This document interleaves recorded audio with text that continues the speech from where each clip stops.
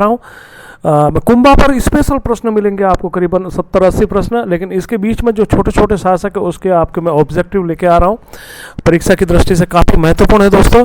अगर मेरी क्लास और ये जो ऑब्जेक्टिव आपको बहुत अच्छे लगे तो लाइक, शेयर एंड सब्सक्राइब जरूर करें दोस्तों। मेरा पूरा प्रयास रहेगा कि आपकी सफलता में कहीं न कहीं मेरा भी योगदान हो।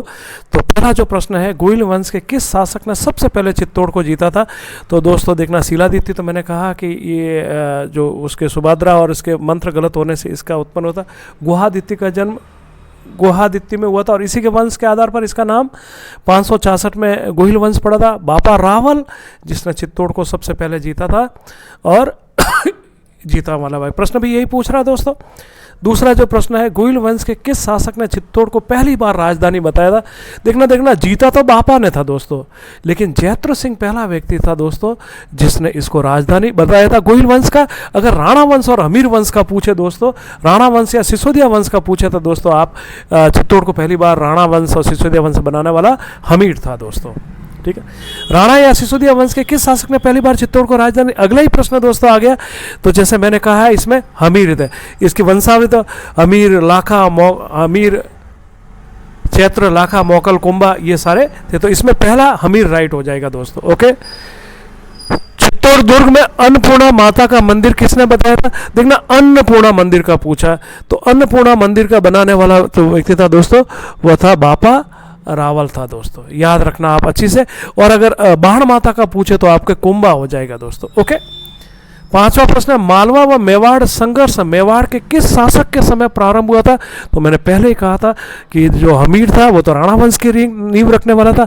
चैत्र और खेता था, और इसके समय में दोस्तों मैंने कहा था ना कि ये पहली बार असी शाह को पराजित करता है और इसके बाद ये शुरू होता मालवा और मेवाड़ संघर्ष जो लंबे समय तक चलता है दोस्तों। तो आपको पूछा गया, आरएस में एक बार पूछा भी गया दोस्तों, आपको याद रखना दोस्तों, चैत्र या खेता इसका। मेवाड़ के किस शासक ने पहली बार बूंदी को मेवाड़ में मिलाया था दोस्तों?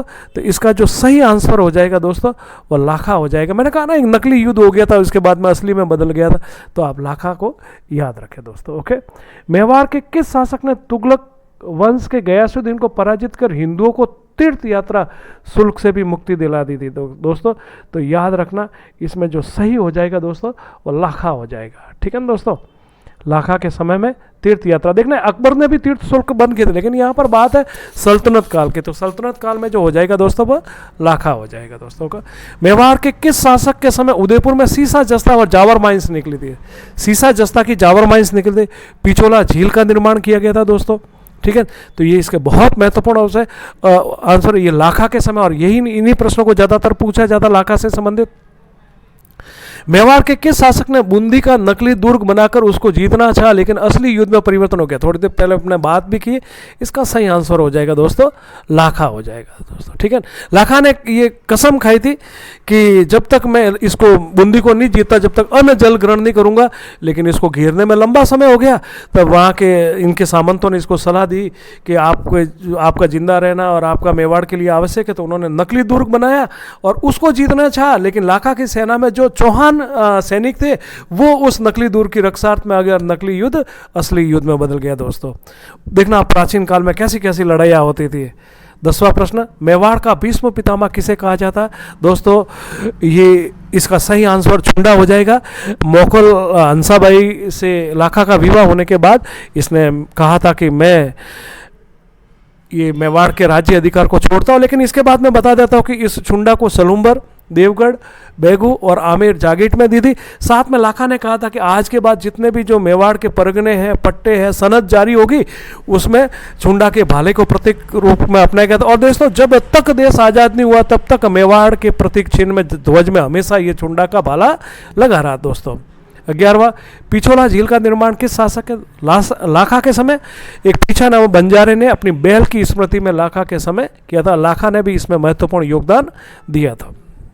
मोकल की माता का नाम, जैसा कि कहा है कि ये रणमल की बहन थी हंसाबाई, और इसका विवाह लाखा के साथ हुआ था और उनसे उत्पन्न पुत्र था मोकल था, और यही वचन लिया था रणमल ने। धनेश्वर व जोरिंग भट्ट मेवाड़ के किस शासक के समय विद्वान थे? तो दोस्तों ये लाखा के समय में थे, याद रखना लाखा इसका सही आंसर हो जाएगा। अगला प्रश्न दोस्तों, रणमल ने अपनी बहन हंसाबाई का विवाह मेवाड़ के किस शासक से करवाया था दोस्तों? लाखा। आगे काफी बात भी की इसके बारे में अपन ने। हंसाबाई में अविश्वास के कारण चुंडा ने किस जगह शरण ली थी? तो चुंडा ने हंसाबाई के कारण मांडू में ली थी दोस्तों। वहां पर जो महमूद खिलजी प्रथम था उसके वहां पर जाके शरण ली थी दोस्तों। और अपने भाई राघव देव से कहा था कि तू इस पर ध्यान रखना।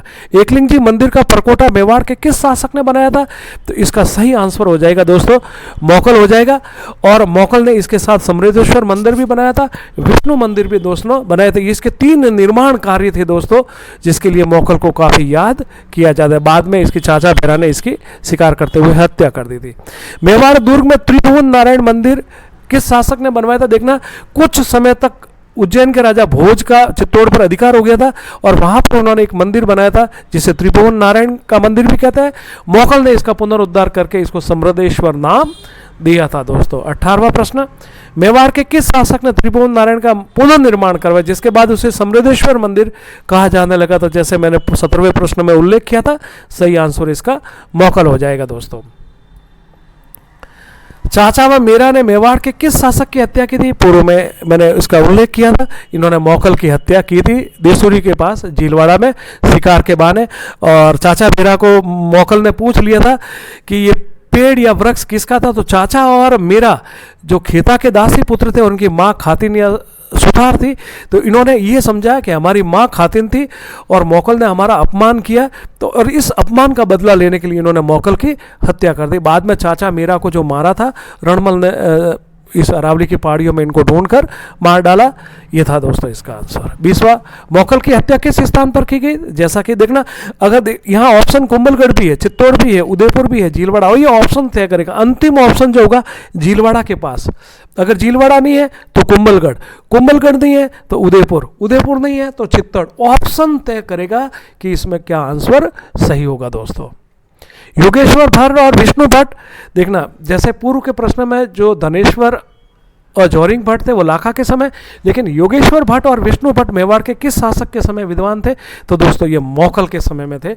आप इसको अच्छे से याद रखना दोस्तों। ओके, मन्ना फन्ना और विशल किस शासक के समय प्रसिद्ध इतिहासकार थे? तो देखना ये जो शिल्पकार थे दोस्तों, ये मौकल के समय थे दोस्तों। किसके समय में थे?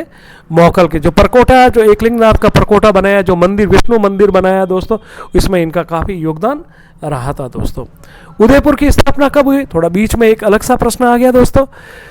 तो ये 1559 में उदय सिंह द्वारा स्थापित किया था गिरवा की पहाड़ियों में दोस्तों। मेवाड़ का दूसरा शाखा कब हुआ था? देखना, पहला 1303 में हुआ था अलाउद्दीन रतन सिंह के बीच में, दूसरा हुआ था 1534 में, ये हुआ था अपने विक्रमादित्य के समय, और गुजरात के शासक बहादुर शाह के समय। और विक्रमादित्य और उदय सिंह को सुरक्षा की दृष्टि से बूंदी भेज दिया था। जो प्रतापगढ़ के देवलिया के जो प्रताप सिंह थे वो लड़ते हुए मारे गए थे, और कर्णावती ने यहाँ पर जौहर किया था दोस्तों। मेवाड़ का तीसरा शाखा जैसा कि स्पष्ट है अकबर के समय में हुआ था। उदय सिंह अरावली की पहाड़ियों में चले गए थे, और ये जो हुआ था वो जयमल और फत्ता की पत्नियों ने फूल कंवर कृष्णा कंवर ने किया था, 1568 में किया था दोस्तों। कहीं कहीं आपको 67 मिलता, लेकिन 67 में ये घेरा डाला था, 68 में ये शाखा हुआ था दोस्तों। मेवाड़ का तीसरा शाखा किसके नेतृत्व में होता? जैसा मैंने कहा है जयमल और फत्ता, तो फत्ता की पत्नी फूल कंवर थी, उसके नेतृत्व में होता, और कृष्णा कंवर जयमल की पत्नी थी दोस्तों। ये याद रखना, फूल कंवर और कृष्णा कंवर। उदय सिंह को पन्ना ने किस स्थान पर शरण दी थी दोस्तों? कुंभलगढ़ में शरण दी थी, हीरालाल देवपुरा के पास लेके दिया। पन्ना ने उदय सिंह को बचाकर किसे सौंपा था? आ गया प्रश्न दोस्तों, ऑप्शन बी राइट हो गया, हीरालाल देवपुरा हो जाए। पुष्करना ब्राह्मण, एक मिनट थोड़ा रिपीट करता हूँ प्रश्न। पुष्करना ब्राह्मण थे जयदेव पुष्करना, इसको अजीत सिंह ने दी थी। गांधेली अजीत सिंह की धाई माँ थी, और मालदेव मारवाड़ का प्रसिद्ध शासक था, लेकिन इस 28वें में आपका हीरालाल देवपुरा सही हो जाएगा दोस्तों। शेरशाह ने मेवाड़ के किस शासक के समय आक्रमण किया था? दोस्तों रतन सिंह तो सल्तनत काल में था, उदय सिंह के समय अकबर था, प्रताप के समय अकबर था, तो डेफिनेट दोस्तों विक्रमादित्य ही इसका सही आंसर हो जाएगा दोस्तों। गुजरात के बहादुर शाह के आक्रमण के समय उदय सिंह व विक्रमादित्य को किस जगह भेज दिया गया था सुरक्षा की दृष्टि से? पूर्व के प्रश्नों में द्वितीय शाखा में इसका काफी उल्लेख कर चुका दोस्तों, बूंदी राइट हो जाएगा। और ये second grade first grade RS में कई बार पूछा गया दोस्तों। 31वां, मेवाड़ के शासक विक्रमादित्य ने मुकुट, कमरपेटी व रणथंबोर का दुर्ग किसे सौंपकर युद्ध को टाला और समझौता किया? देखना दोस्तों, गुजरात का जो बहादुर शाह था उसने 1533 में आक्रमण किया था। तब राणा सांगा ने जो कमरबंद पेटी वगैरह जो प्राप्त किए थे उसको बहादुर शाह को सौंपकर एक तरीके से टाल दिया था।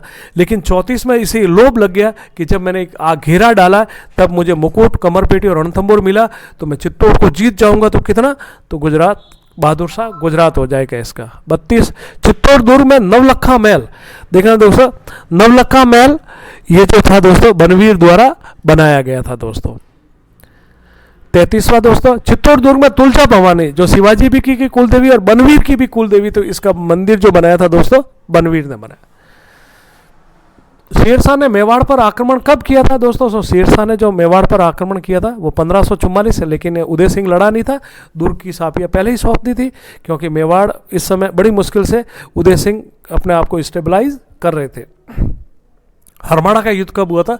ये 1557 में हुआ था। मालदेव और उदय सिंह के बीच में हुआ था दोस्तों। ओके, अकबर ने चित्तौड़ पर 1567-68 में आक्रमण करने से पूर्व किस स्थान पर रहकर तैयारी की थी? तो हल्दी घाटी की युद्ध और 68 के आक्रमण की तैयारी दोनों जगह एक ही स्थान पर की थी। देखना, अजमेर में तो हल्दी घाटी युद्ध के समय रुका था वो, ठीक है, और मांडलगढ़ में आकर उसने तैयारी की थी और फिर उसने चित्तौड़ और हल्दी घाटी पर आक्रमण किया था दोस्तों। अकबर ने 67-68 में चित्तौड़ आक्रमण के समय कौन 12 शहीद युद्ध भूमि में लौट आया था दोस्तों? कल्ला राठौड़ दौड़, जयमल और कल्ला, 4 हाथ वाले देवता भी कहा जाता। जयमल जी घायल होने के बाद उनको कंधे पे बैठा कर लड़े थे, बहुत महान थे। ये विवाह करने आ रहे थे, उस कन्या का नाम कृष्णा था। कृष्णा ने फिर देखा कि कल्ला लड़ेंगे नहीं तो अपना सर धड़ से अलग है, कृष्णा का सिर जो था अपने गले में लटका के फिर जो इन्होंने युद्ध किया था। तो अकबर ने भी 2 पल के लिए अपने सैनिकों से कहा था कि अगर युद्ध लड़ना सीखना तो कल्ला और जयमल से सीखिए। लेकिन जब कल्ला और जयमल ने बहुत ज़्यादा अकबर के सैनिकों का नुकसान पहुँचाया तब अकबर ने इन्हें मारने की दी। बाद में बहुत वीर प्रसिद्ध हुए थे दोस्तों। शेषनाग का अवतार भी कहा जाता है, कालाबाला। 1599 में उटाला का युद्ध किन किन के बीच में हुआ था दोस्तों? इसका मैं सीधा आंसर बता देता हूँ, अमर सिंह व जहांगीर के बीच में हुआ था दोस्तों। ठीक है ना दोस्तों। मेवाड़ मुगल संधि कब हुई थी? 750 वर्ष बाद पहली बार मेवाड़ ने अधीनता स्वीकार की थी दोस्तों, 5 फरवरी 1615 को दोस्तों अजमेर में इस संधि पर हस्ताक्षर हुए थे। जहांगीर ने इतनी खुशी कि स्याही में पूरी अपनी हथेली लगाकर और उस कागज पर चिपका दी थी। तो दोस्तों 5 फरवरी 1615 को दोस्तों मेवाड़ मुगल संधि किन के बीच में हुई थी? तो अमर सिंह और जहांगीर इसका सही हो जाएगा दोस्तों। ओके, मेवाड़ मुगल संधि पर हस्ताक्षर किस स्थान आ गया दोस्तों? मैंने कहा था तो अजमेर हो जाएगा। और इस संधि पर हस्ताक्षर करने वाला जो व्यक्ति था जो टाम्सरो जो जहाँ से मतलब उसको अंग्रेजों को व्यापार करने की दी थी। देखना, मेवाड़ मुगल संधि में दोस्तों एक चीज़ और बता दूं, मेवाड़ मुगल संधि जो 5 फरवरी 1615 को हुई थी, तो इस प्रश्न का आगे उल्लेख भी करूंगा दोस्तों मैं, आप आगे चलिए जहाँ पर भी आएगा। मेवाड़ व मुगल संधि की कौन सी शर्त नहीं थी? देखना दोस्तों, मेवाड़ के महाराणा अमर सिंह को मुगल दरबार में उपस्थिति से छूट दे देगी, लेकिन अमर सिंह इतना महान व्यक्ति था दोस्तों, इस संधि पर हस्ताक्षर होते ही करण सिंह को राजपाट सौंप के राजसमंद की झील के किनारे पर बैठकर वहीं पर अपना शरीर और त्याग दिया था कि मैंने मेवाड़ के इतिहास में पहली बार किसी की अधीनता स्वीकार की। करण सिंह 1000 घुड़सवार के साथ उपस्थित हुआ था। करण सिंह को 5000 का मनसब दिया था, ये भी सही है। 1000 घुड़सवार, ये भी सही है। चित्तौड़ दुर्ग का पुनर्निर्माण करेंगे, इस नहीं दोस्तों, चित्तौड़ दुर्ग का पुनर्निर्माण नहीं किया जाएगा। और इसके साथ आपको कुछ बातें और भी बता दूं कि करण सिंह को 2 लाख रुपए दिए थे जहांगीर ने खुशी के मारे, 110 घोड़े दिए थे, 5 हाथी दिए थे, और इसने अपना पूरा उल्लेख टाम्सरो ने अपनी पुस्तक में किया था। टाम्सरो जो अंग्रेज व्यापारी था, इसका प्रत्यक्ष गवाह था दोस्तों अजमेर के अंदर। 43, मेवाड़ का पहला शासक कौन था जिसने 500 का मनसब, 5000 का मनसब? दोस्तों करण सिंह हो जाएगा दोस्तों। ठीक है, मैं बहुत सारी गाइडों में और बहुत सारी पुस्तकों में दोस्तों 1000 का मनसब, वो रॉन्ग है दोस्तों, गलत है। 5000 का मनसब दिया गया था दोस्तों। खुर्रम शाहजहां ने जहांगीर के खिलाफ विद्रोह कर किस जगह पर शरण ली थी? तो दोस्तों मैं जग मंदिर में ली थी। और कहते हैं कि इस मंदिर, वो जब जहांगीर के खिलाफ विद्रोह करके यहाँ करण सिंह के समय यहाँ पहुंचा था, जग मंदिर में करण सिंह ने ठहराया था, कहा था कि अगर मैं एक दिन हिंदुस्तान का शासक बन गया तो ऐसा का ऐसा महल बनाऊंगा। इसीलिए जब उसने ताजमहल बनाया तो कहीं न कहीं इतिहासकारों ने जग मंदिर को भी ताज का पूर्वगामी कहा है दोस्तों। शाहजहां को मेवाड़ के किस शासक ने शरण दी थी? मैंने आपको पूर्व में भी उल्लेख कर दिया कि करण सिंह ने दी थी दोस्तों।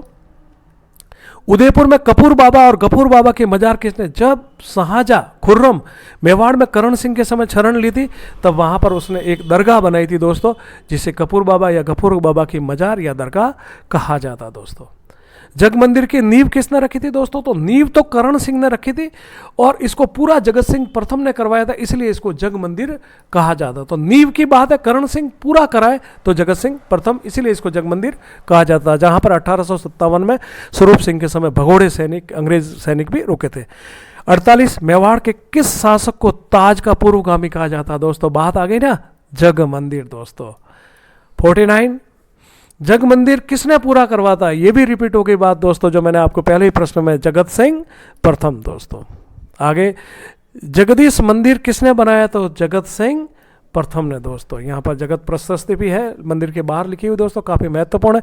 तो ये था मेरा टेस्ट, और अगर बहुत अच्छा लगे तो लाइक शेयर एंड सब्सक्राइब जरूर करें दोस्तों, अपने दोस्तों में फैलाएं दोस्तों ये वीडियो, मेरा सपोर्ट करें। धन्यवाद, नमस्ते दोस्तों। आज थोड़ा